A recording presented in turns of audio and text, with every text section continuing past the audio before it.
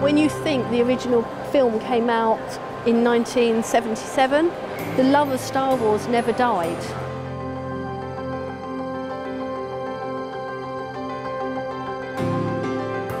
It is a sense of theatrical brought to real life. It is like art. It's my version of art.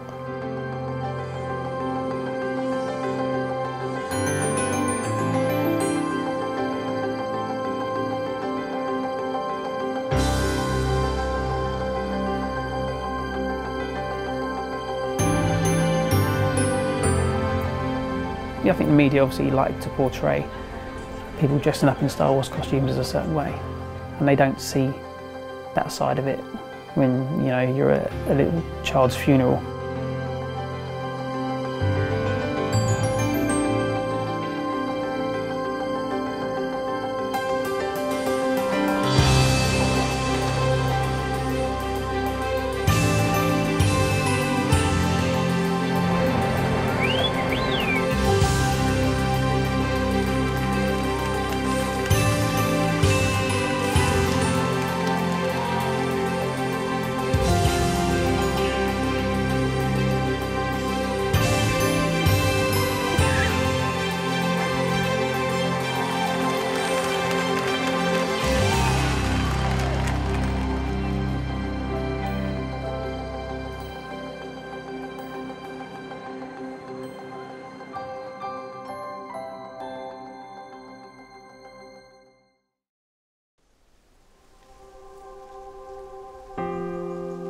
I've always been of the opinion you have to get older, you have no choice, you know, that just happens.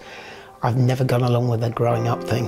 It's like, why? It's not necessary. I remember my dad actually saying to me once, it's like you're going through a second childhood, and it's, seriously, I'm not finished with the first. Everything about it was different. It was mind-blowing, absolutely. I can honestly say, genuinely mind-blowing. I could not talk about anything else for well, since, really, to be honest, some people might say. The opening scene where the Star Destroyer goes across and then you get the T-4 and the Stormtroopers come up, I mean, it's just, from then on it was like, oh my God, that's just amazing, Stormtroopers. And I've had a kind of obsessional collection kind of thing with Stormtroopers ever since. And always wanted to get a Stormtrooper helmet.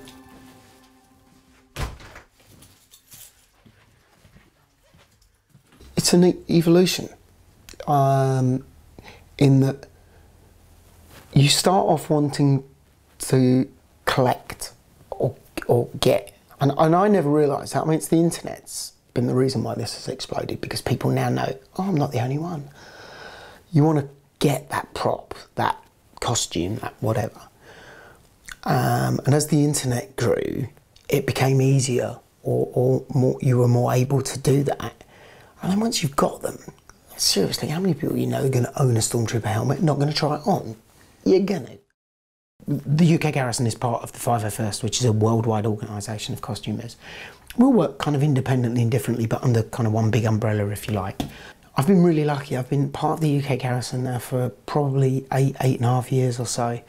The last 5, I've been running it, and it's pretty much 12 plus hours of my day. I'm sure you've heard of Graham Campbell, who started the UK Garrison, and Albin Johnson in the US, who started the 501st, and the two of those are responsible, directly, indirectly, for my life now, because I spend a good portion of my life dressed up as a movie character. People say, well, what type of person? There is no type. People in the military, in the police, nursing, you know, doctors. I mean, some people collect stamps, football programmes, theatre programmes, or they do go football matches or whatever. I mean, this is my thing.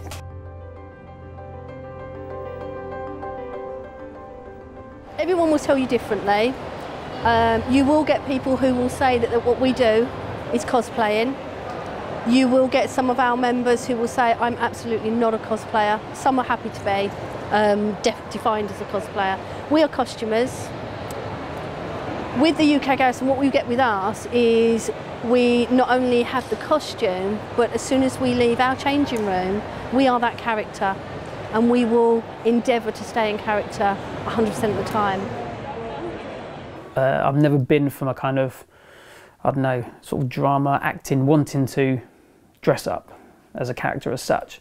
I just thought those characters are so cool, I'd love to be one. So this is what got me into it in the first place. My Stormtrooper helmet. So yeah, I mean, this is just so iconic. You know, pretty much anyone that sees you knows you're a Stormtrooper. Yeah, well, this is pretty much where I sit and get my Darth Maul makeup on before I go to an event. What I've got here, a good friend of mine did a life cast on my face. It's a bit freaky sometimes seeing yourself looking like you're asleep, but when you look at it like that, it freaks my wife out every time. But yeah, so this is what I basically did some vacuum forming, some stencils for me. So basically what we've got is a number of different stencils with like the tribal markings cut out. So the idea really then is to make the makeup a lot more repeatable and a lot quicker. So all I basically have to do is, when I'm getting the makeup on, is by putting sort of that on my face. You can then mark out, because I say it's quite intricate, all of the makeup, so that helps to speed things up. But I say speed things up, it's I mean, it will take a good at least 3 hours, I think, to go through all that. I've got to admit, every time when I sit down initially, sometimes it's like 3 o'clock in the morning when I start doing it, and you start doing it and you think, why am I doing this? Really? You know, I should be in bed right now. But once you've got it all on and you sort of look in the mirror, yeah, he's such an amazing character. He looks so badass. As soon as you've got that on, he makes you feel like that.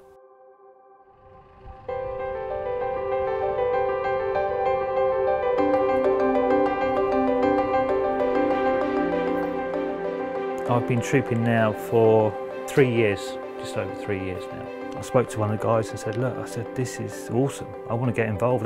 You know, I'm a bit tall for a Stormtrooper. He said, do you know what, you make a really good Darth Vader. Really? Yeah, because you've got the height. It's not the sort of thing you can just jump into. You've got to do your research, look into, you know, what kind of costume you want to do, all the ins and outs of it. What I actually did was to find out how big Dave Prowse was. Because I thought, if I'm going to pull this off, I need to know how big he was, just to get the whole thing looking right. With the UKG and just costume in general, there's this desire for the Holy Grail, this perfection. You know, the armour that I have at the moment is probably amongst the most accurate out there. Even own a helmet that was cast from an original helmet. It's like art. It's no good having art in a warehouse somewhere. It's supposed to be seen, and people should experience it and understand it and appreciate it. People have this misconception about it. They just go, you kind of like dress up. Well, it's not really dress up. You know, it's like telling a Formula 1 driver that he's going out for a jolly, he's going out for a drive, or a footballer, he's going to have a kickabout, you know, professional footballer, you're going to have a kickabout this afternoon. Well, essentially, yeah, that's what he's doing, but there's a little bit more to it than that. And it's the same with costuming. It's, well, what we do anyway. The big question that we often get, you'll get emails come through to the UKG, is I just want a cheap, easy costume to do. And the honest answer is there isn't any such thing. First of all, you join the forum, introduce yourself, tell us what you want to do. Then we have an area which we call the armoury. And basically that's broken down into sections depending on what costume you want to do. So if you want to go to, for argument's sake, the most common costume that people join with is they want to be a Stormtrooper. So they'll go into the armoury and suggest that's what they'll do. We have armourers that are, in inverted commas, experts on that costume or that specific costume, or as near to experts as you're ever going to get, I guess. We will advise and kind of try and guide people in the right direction of where to go, where to get this kind of stuff. One of the first pieces of advice I will generally give people is don't just go to an online auction site and buy the first thing you see, because just because it says it's this, it doesn't necessarily mean that it is. But, you know, on average, 3 to 6 months, I guess, then we will have a GML, someone who looks at the costume and makes sure it reaches the standard that we have for membership. The UKG are renowned for having very, very high standards, largely brought about by our founder, Graham Campbell. You know, Graham, when he did this seriously. And that tradition's been carried on by the members ever since. And we try to remain true to the film and true to what you see on screen. One guy actually said to me, well, in that it was a bit sad what what you're doing. And I thought, well, what do you do for a hobby? I'll go fishing. I said, well, how does that benefit other people? It doesn't. You know, you sit there and fish. There's no disrespect to people who go fishing, but my hobby, I put smiles on faces, I raise money for charity and for good causes. So to me, it's win-win for everybody. Obviously the adults know it's someone in a costume being that character, but the children go, isn't it that person? Is it the person I saw on TV? And that's what you want them to come away and thinking, I've met Darth Vader, I've met a real stormtrooper. A lot of characters here who are quite shy and quite reserved people, they put that costume on, they walk out of that changing room, bam. The confidence, they're there, they can meet people head on. They become this very, very confident character which they try and portray, which is not the same person that they are in real life. I'm a fairly reserved person, personally, and it wasn't till halfway through my initial build I realised how much attention Vader gets. And I did panic at one point thinking, am I going to be able to pull this off? Because I'm not that kind of person. Your whole body language and your whole persona has got to be all powerful, really, because that's the type of character he is. But I was lucky, it only took me 2 months for that to click, the character, and now as soon as my helmet goes on, as far as I'm concerned, nothing can stop me. I'm all powerful and pretty much a badass. My helmet comes on, I'm just Ian again.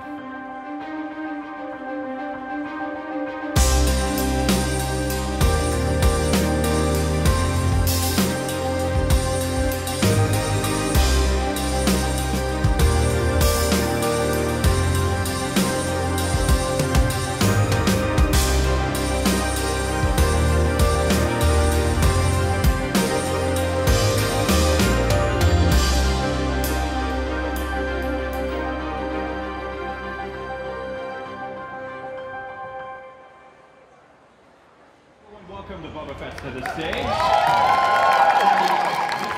They give up their weekends, not just Saturday and Sunday, and they do so much for charity, but also there's the fun. You're playing a character, you're giving something to the kids. Oh look, it's a stormtrooper. Oh, it's Boba Fett. That's important. To sort of fulfil kids' dreams and to make them so happy, just from putting a costume on or whatever, I thought that's brilliant. And so that kind of, again, with my love of Star Wars, and I thought, well, I can do that.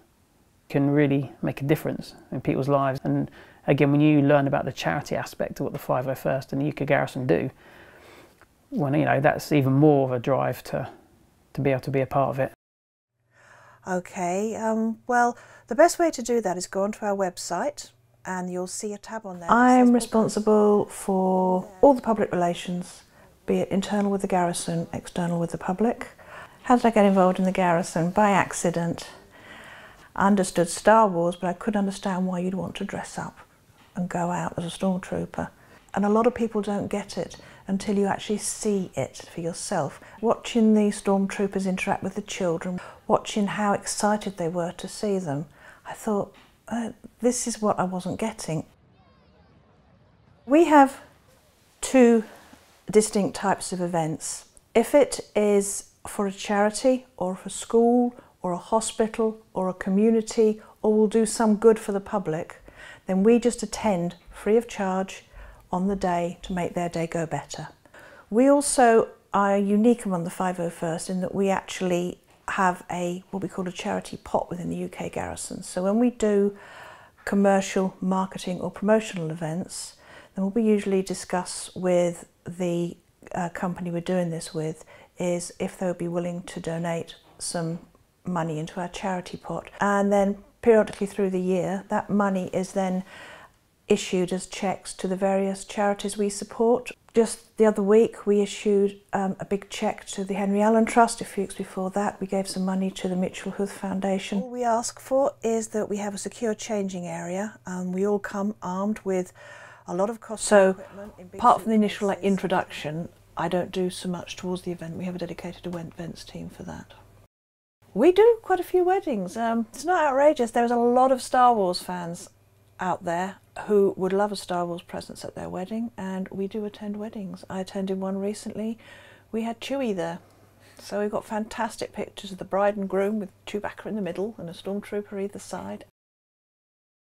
It's taken over my life. It's changed my life. It's put what's important into perspective. You asked me a few years ago, if you explained where I'd be today, I wouldn't understand it, but you have to experience it to be there, and I just wouldn't change a thing now, I wouldn't.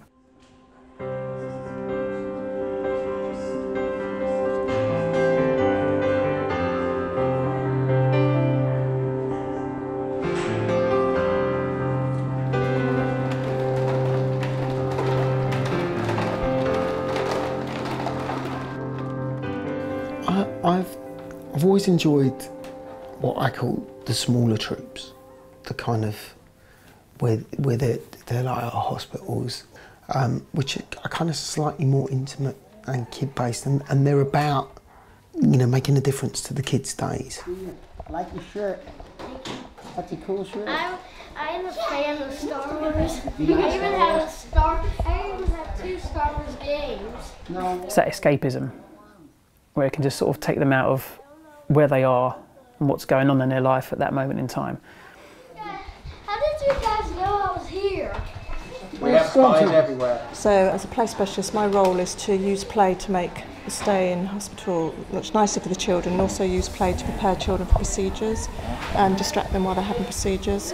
Don't press the trigger. You're pointing it at me, I'd be in a lot of trouble.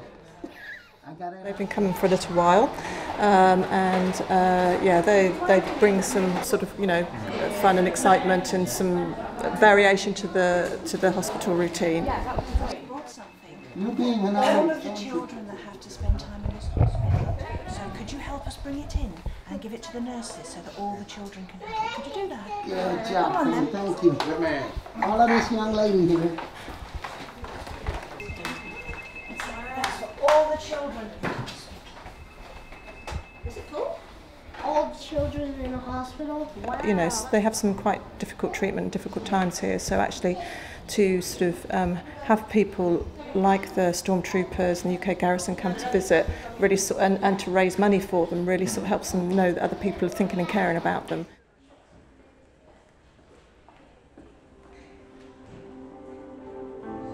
Yeah, Ashley was our first child, but it was just overwhelming love. It took quite a long time to get diagnosed for Ashley. It was over a 6-month period of him being poorly, when actually it was a junior doctor that had just come off rotation, had said that, you know, his symptoms don't quite add up. So he ordered a abdominal scan, and straight away in the scan it showed he had a 10/8 tumour. Treatment started straight away, and he did get better. The treatment did work, and after 2 years he reached remission and he was clear for 6 months. But then sadly he relapsed in the December, so and that's when the journey started again. He relapsed with a tumour in his brain. Once a child relapses from neuroblastoma, there's no protocol, there's no sort of proper treatment. It's pretty much they're terminal once they relapse. It was sort of a long time when we were in the hospital. A lot of his treatment was very heavy going, and we'd spend weeks at a time in hospital and then home for a few days. And a friend of ours had heard that you know, Ashley loved Star Wars, and he was very bored and grumpy because he was stuck in hospital, and they knew of the 501st, had visited Great Ormond Street previously to see other poorly children, and they had taken the details of them, and they gave him a call, and they said, yeah, fine, we'd love to come and visit. I'm sure we've got some people within the area. But at the time when the stormtroopers came, he was at his very low. He'd just had radiation, which is quite horrific for a child with a brain tumour.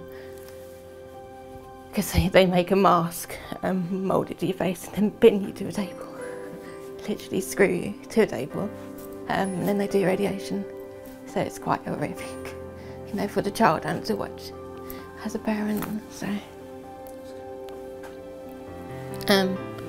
but I think it did help hugely with stormtroopers coming in, because it gave him a new lift. And you know, they'd said to him, oh, you know, once you're feeling a little bit better, in a few weeks' time we're doing this event, maybe you'd like to come along and see us, you know, and we did, you know.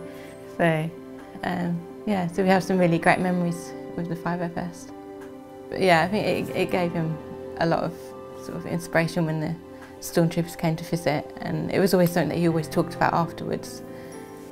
And he really, I think he honestly believed he was like a Padawan and you know, a junior Jedi in training, and he would always be jumping around in his Jedi costume. He used to always be like, it's okay, I'm going to be strong, I've got the Force with me, you know, I'm being brave. I don't think we would have even got that far, or he wouldn't have lived that long if it wasn't for sort of the visits.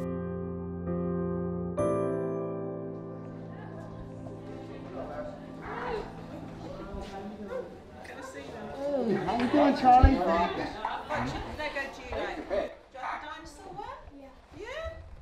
Because I think a lot of your well-being is not just purely in your mind, but how you feel and your positivity can impact on how well you take treatment, on your outlook. So I think it does have an effect, absolutely. And again, I think the whole escapism, it can only help just to take their mind off, say, the scary treatments they might be having, or just a bit of a boost, really. Darius, want one? Hey, Darius, how are you? Hello. A lot of fun with it. You gonna come and get some Lego? I think he's shy. Darius. Hello, Darius. I think when you first come across particularly sick children, it's really heartbreaking. But I don't see the single strands of hair anymore. I don't see the tubes. They're just like really nice kids. And the fact that they're sick is kind of like they're still kids. Come on. Good job, buddy. Some days smiles aren't very common, I think, for some of these families, and so it's important that, you know, that, as we all know, laughter is the best medicine, so anything that can raise spirits is vital and helps them get through those difficult times. We're not scary. A little bit smelly, but not scary. That's pretty cool, huh? Wow, take care now. That's cool. Bye-bye. You do? Lovely. And it lights up and everything. This one.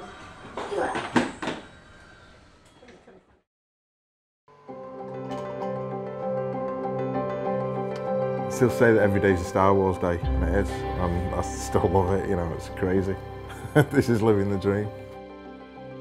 I've always collected Star Wars toys as a kid. They're really the only toys I ever played with. I was given other things like footballs and other stuff, but yeah, never really played with anything else apart from Star Wars. It's the love of it. You've got to enjoy it. You've got to be part of it. It's a community. My uncle had this suit and showed it to me when it was back in '86, and it was then he lent it to me for a few days so I could do a fancy dress competition, which I didn't win. I know. So after that, it was then bagged up and put back in his loft. So then it went back in his loft for a few years, and then he turned up with it at mine with, in a couple of bin bags and said to me, Mum, does your Simon want this? And at that point she said, oh yeah, he'll have it, he'll have it. It then went up into my loft for a few years and sat in a pram. And I just thought one day I'd get it out and actually decide to do something with it, to restore it. Didn't really realise the value of it at that point at any time. Got all sorts of silly offers. People saying, I'll buy it off you. One guy said, I'll sell me house. Some guy comes on the internet and says, I've got an original Stormtrooper. And it just sends a ripple out across Star Wars costuming. Everyone's talking about it. Saw the thread, I thought, yeah, this guy's got an original Stormtrooper. Like, the only guy in the world outside of Lucas Archive who's got original Stormtrooper. Sure he has, yeah. Mutual friend, also costume maker, said, does look pretty authentic, this suit. You should get in touch with him. The guy lives down the road. Anyway, yeah, turned up, was original, and everyone just couldn't believe it, me included.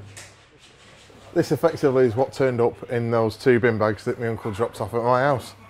Arms, legs, torso, and the helmet, just there. I mean, it has, you know, it's 40 years old, so it's had a lot of knocks and digs, and a lot of them were caused on the film, I would have thought. But they were stunt suits, you know. Stuntmen rolled around in these and, you know, got bashed up and shot at and flashbangs going off. It was Rob that said, you know, we could really do something with this because it's never been done before.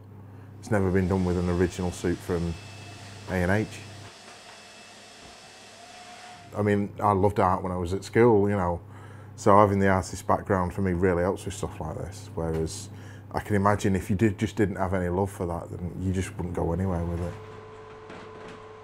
I mean, we try and stick as close to screen accurate as we can. The suit really helped because it's such a one-off piece. It is what it is, we can't really take any credit, it's just a copy of the original suit, and we kept as much detail as we could. Well, that's another thing, isn't it? Because when we first started this, there was other prop makers out there trying to advise us and saying we should, well, you need to clean this bit up and you need to not give that too much away on that. Remove that. Remove that, so, you know, people don't, you know. And I said, no, if we're going to do it, we're going to do it warts and all. So it's got every imperfection in the helmet and every imperfection in all the other places that were in, that you'll see on my original. See, Rob's always come from more of the costuming point of view and I've always come from the collecting point of view. Like Simon says, it is kind of split into 2. There's the costume guys and then the collector guys, and they don't necessarily, you don't necessarily collect stuff and then costume in it. The UKG and 501st is a big part of it, the whole community. Yeah, I was 501st. Rob was 501st. I wasn't, but joined almost immediately. It is a sense of the theatrical brought to real life. Not one for interviews or the theatrical elements of it, but once you're inside that suit, it doesn't matter because nobody can see you and you can do whatever you want. You go to the conventions and it's great for us because we want to go to the conventions, yeah. But when you go somewhere outside of our interests, like just a shopping centre or something, the reaction on the people's faces and how they respond to the stormtroopers and to the characters, it's just amazing. But the hospital visits, they are the best ones, absolutely bar none, because just the effect you can have on the kids and the uplift you can give them and the positivity you can bring is just, you wouldn't imagine it. If I asked you to put that on and go in the hospital, you would not believe the response that you get. And it's just all positive, and you come out of there yourself feeling really positive because you can see instantly the effect that you're having. And that's what really makes it. Yeah, I wouldn't say I forced my family into loving Star Wars, but I think really it's my enthusiasm that kind of they've been feeding off, really. And I think especially for my wife, when she sees the kind of social aspect of the Garrison, the kind of friends we made, which are now, a lot of them are her friends, and she's something she wanted to be involved with. And obviously the girls now are all into it. Alyssa, she has a Ahsoka Tano costume, so we do all her face paint, and she has the lightsabers, and she really enjoys that. Megan, she does Princess Leia, the classic Princess Leia with the buns and everything. So yeah, she enjoys that. It's one of the things where they say, the family that plays together stays together. I think some families where people have all their own separate interests. I don't think there's anything wrong with necessarily having your own interests and being your own person, but I think it's great that we've all got something in common that we can talk about, or you can watch it on TV or films or whatever. But it's not the fact that it's Star Wars, the fact that we can all go out to an event and all be part of it together, and the girls can meet other children that are doing the same thing.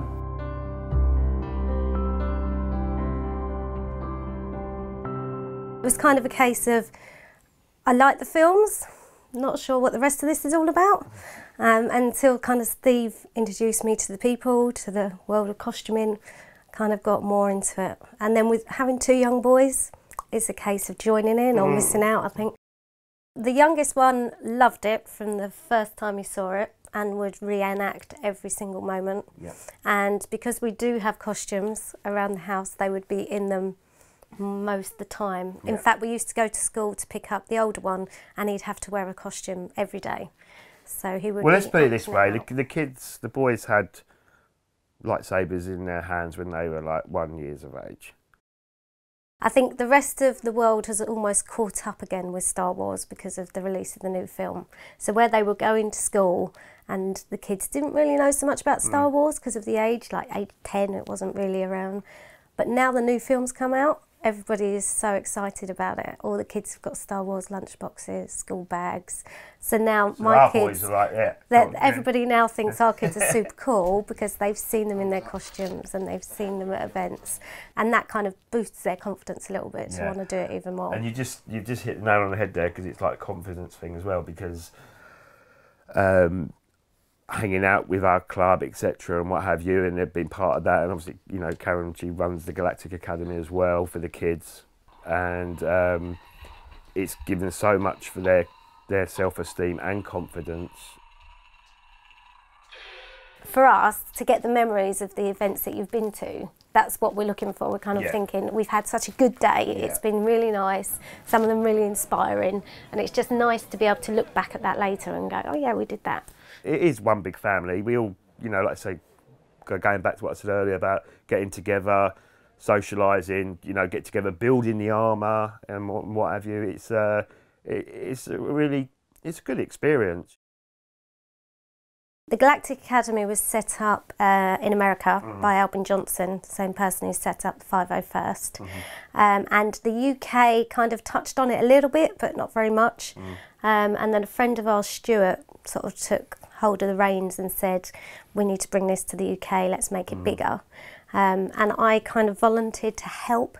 Any Star Wars costume, whether that be made out of cardboard or polystyrene or anything, is acceptable to us to join. And ultimately it's just it's an online forum for kids to have their pictures put up so they can be a part of something. Our children have been in it from a very young age, so they know the whole charity side to what we do within the UK Garrison, the Rebel Legion, and the Galactic Academy is a bit of an extension of that.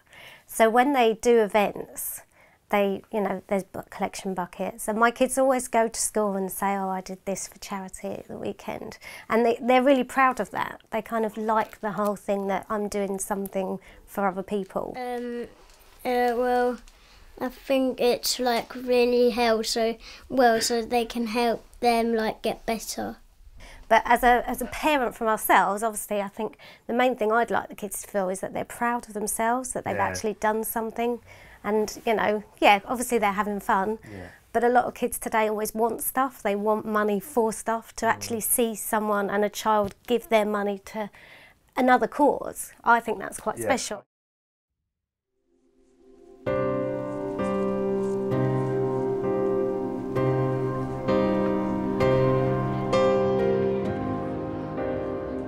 We were told we couldn't have kids. The most amazing little miracle ever.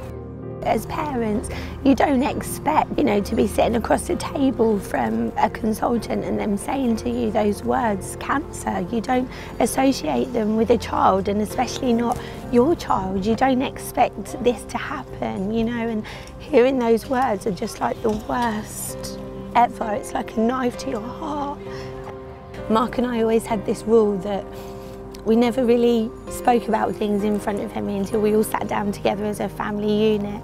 But I broke that rule one night, and Mark and I couldn't decide, could we, when we was told that there's nothing you can do. Do you want to stay and have more chemotherapy or go home and enjoy the last few days?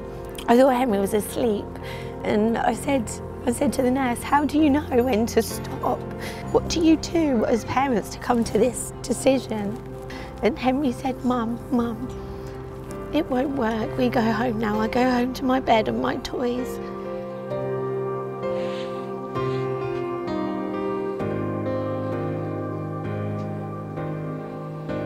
It is one of the most unnerving things when you're sitting there having a conversation with the 4-year-old son, and he knows he's not going to live.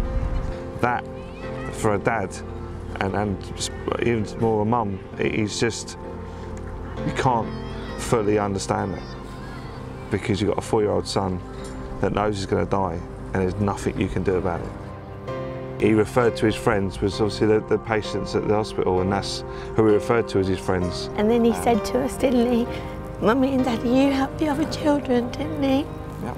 And then, shortly after, he became unresponsive, and they were one of the last few words he said to us.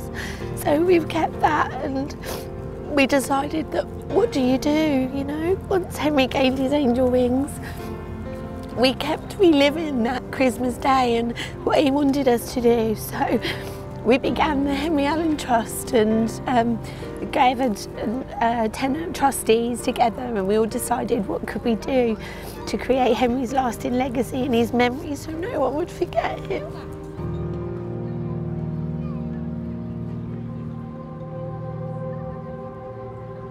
The amazing guys heard about Henry's story and heard how much he wanted to meet a stormtrooper, and they'd done a surprise visit for us on the ward, which was just incredible.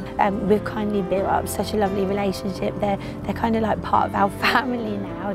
They come to our events, they help us out with hospital visits, and if he'd have had the opportunity to grow up, he too, I think, would be saying, can I be part of you too? That's the main reason why, obviously, you know, Fire First carried little man to a celebration of life.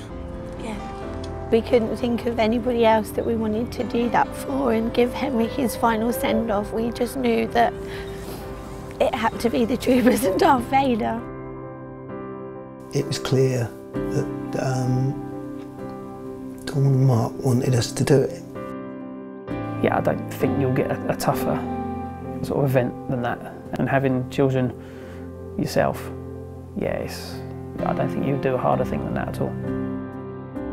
I remember it being a real kind of dilemma, because when you're wearing a costume, particularly something that's armoured, you're very restricted. You're restricted your view, you're restricted in your movement. So I must admit, my initial thought would be it would be too difficult to be a pallbearer. But once obviously we really wanted to do it for them because we could see it meant so much. But once I went and had a meeting with the funeral director, and I took along some of the costume. It must have looked quite funny, really, having like an arm of a stormtrooper taken into the funeral directors with me. But it was just to sort of see what would be possible with the movement and and holding the coffin. And you know, the sad thing is, because it was so, because little Henry was so small, the funeral director said that, you know, we didn't need to hold him on our shoulders. We could just hold him sort of by our side. Really amazing to be able to do it and do something that was so personal and so important to Henry and to his family. For me personally, it was an honour for a parent to sort of entrust you with their most precious thing. It sounds surreal, but the most beautiful thing you could see, and they were holding our most precious miracle, and I can't thank those guys enough for making Henry's last wish come true. Dawn said to us afterwards that she said it was amazing because it looked like we were protecting Henry. I can't put it into words how much it meant, I really can't, but it just meant the absolute world to us, didn't it? And I'm sure to Henry, because the Garrison guys are just phenomenal, and they was on the journey with us, and for them to be able to do that and put Henry to rest and let him gain his wings was just magical. And we're truly grateful because we understand that that must have been so super hard for those guys to do that, but yet they put their feelings aside and just gave Henry his last wish. I just love the guys from the bottom of my heart for making that happen. I really do.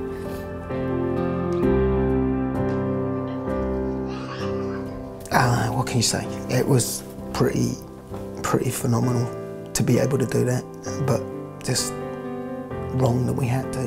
It's, you know, that just shouldn't happen, really, to be honest. It's a bit of a tough one to talk about, to be fair.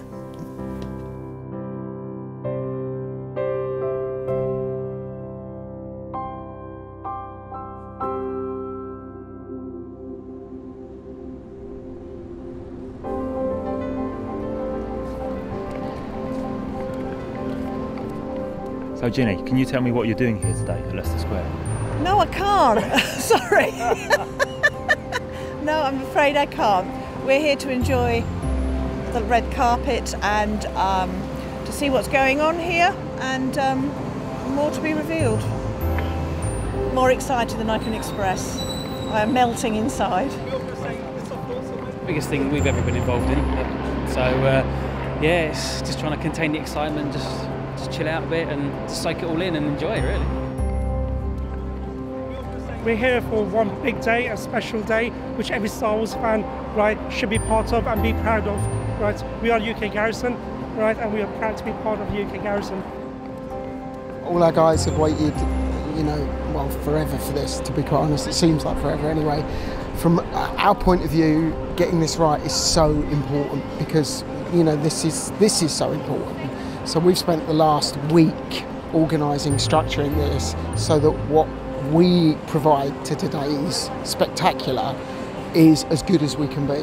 You know, we take a lot of pride in what we do and how we do it, and we're really grateful to Lucasfilm and to Disney to give us this opportunity. There is Star Wars The Force Awakens European premiere. It's today. Woohoo! I'm slightly numb. I haven't had any sleep for like a week. We've been up organising, structuring, making lists. I want to get it right, and I know we can. You know, we've got really good guys, and they're really excited, and I think we're going to do good.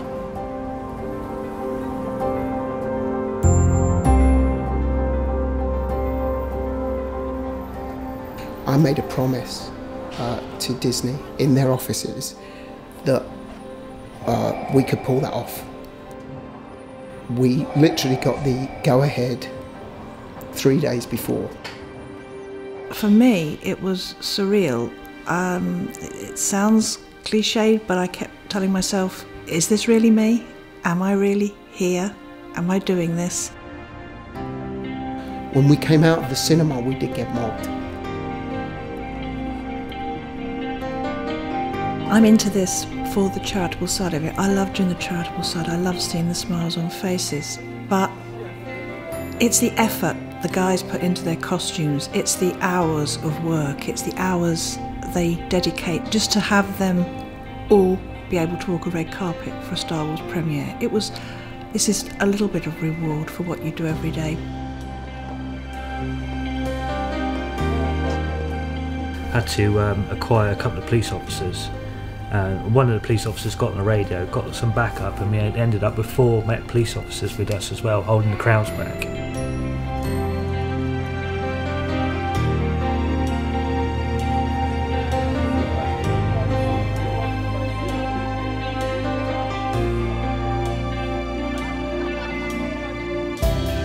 Right up until while we were on the red carpet, things were still changing. Disney and whomever were there, officials, were adapting and changing things because that's just the nature of the business.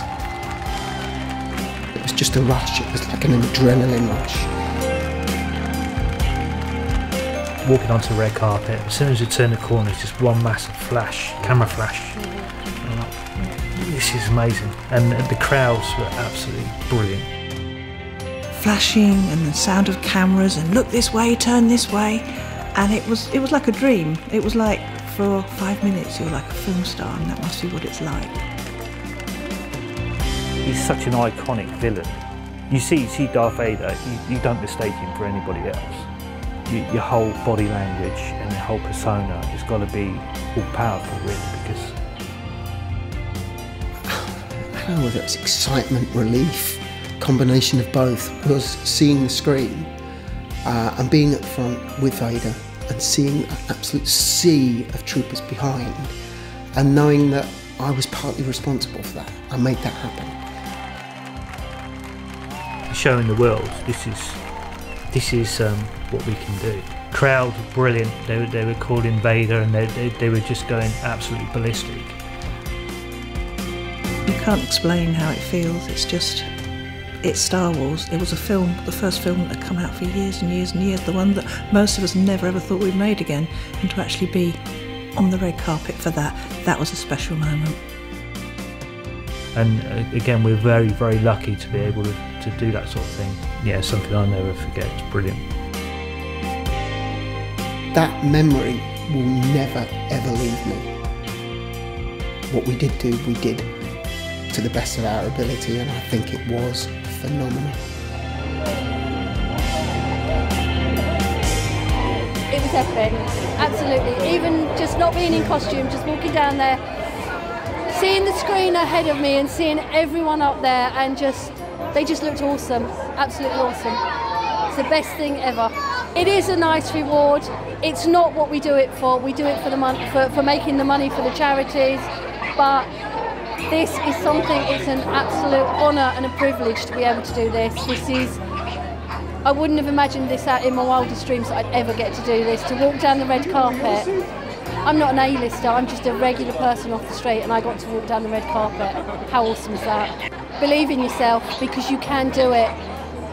You don't have to be famous, you don't have to be rich, you just have to follow your dream, and if you follow your dream, you'll get there.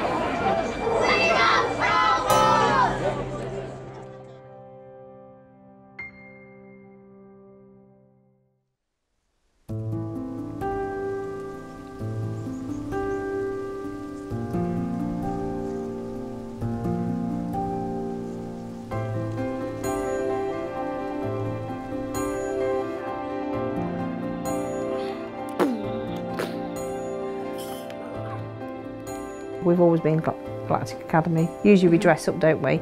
Go to the Galactic Academy stand. What's your number? CK10. Oh dear. What is your number? I think you're under about 3 different things. You've got your Jawa, you've got your Biker Scout, and your Darth Vader one.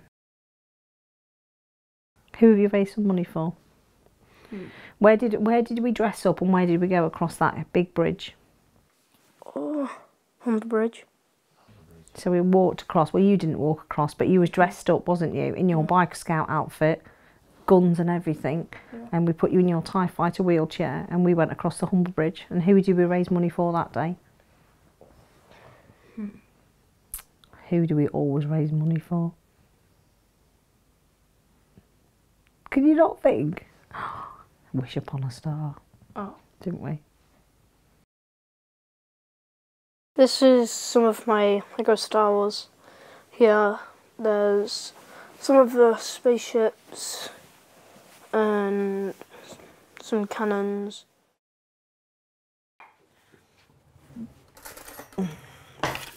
We went for a scan at 20 weeks and found out that the baby that I was carrying had actually got a heart problem. Hypoplastic right heart is very rare.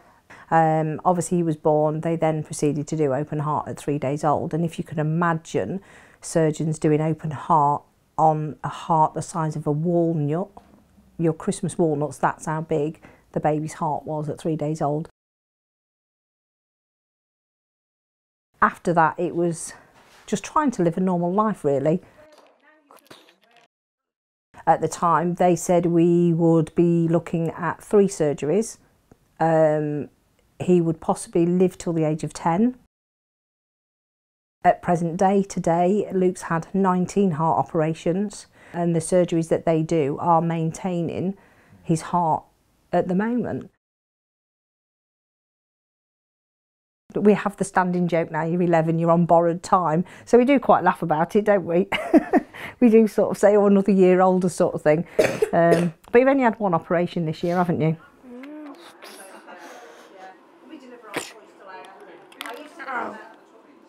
We've always loved Star Wars, and we ended up going down to Legoland, and obviously Luke's in a wheelchair for long distances, he's okay in the house, and George, his dad, obviously decided to pimp his wheelchair.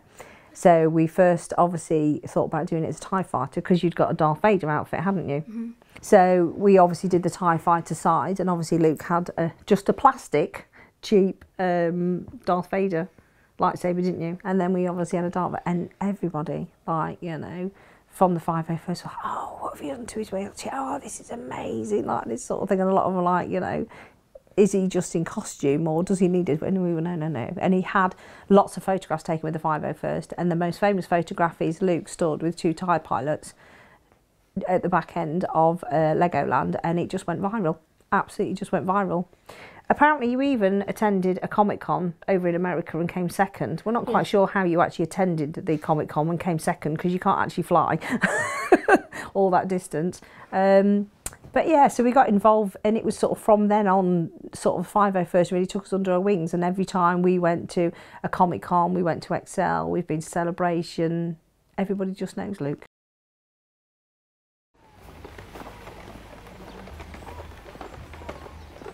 You know, you're trying to forget your problems for the day. You're trying to be, you know, that normal family having a day out, you know, with no hospital, no sort of worries. We make every day count, because you just don't know what tomorrow will bring.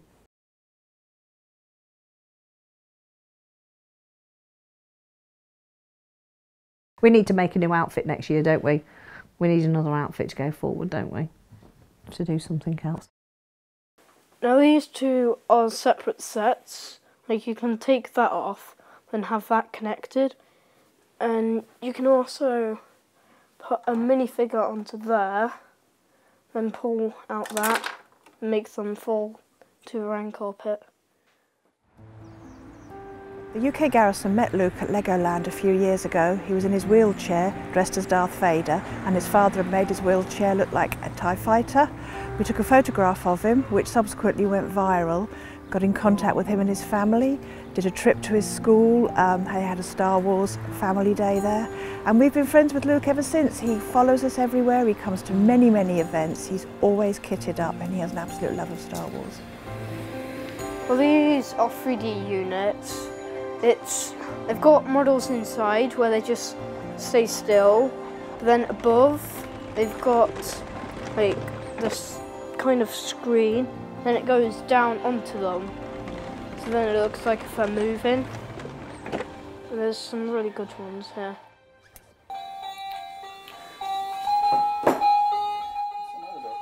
Luke, it's for you. Hello, Luke. Hello. We're honoured to present you with this Stormtrooper helmet. that has been kindly donated by Rob, Simon and their team in recognition of the courage, strength and love you show whilst helping others despite the difficulties you face with your own health. You really are a hero of the Empire. Thank you. Oh my God. Yeah.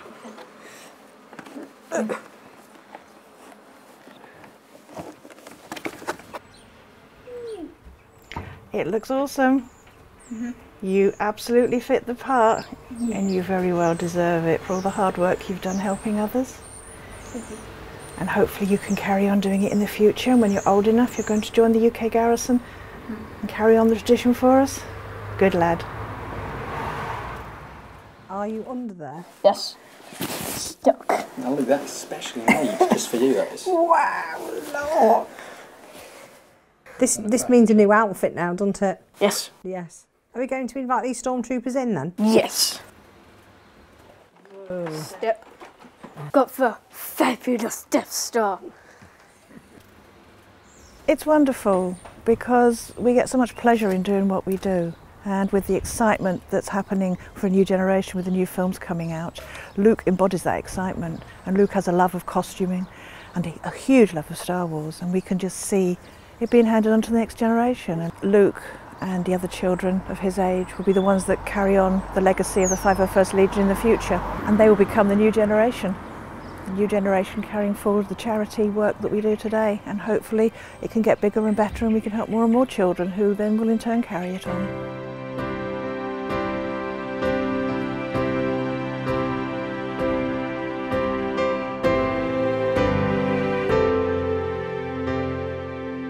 One of the biggest things you could ever wish for is to be in the film. I think that is probably the ultimate when it comes to being a Star Wars fan.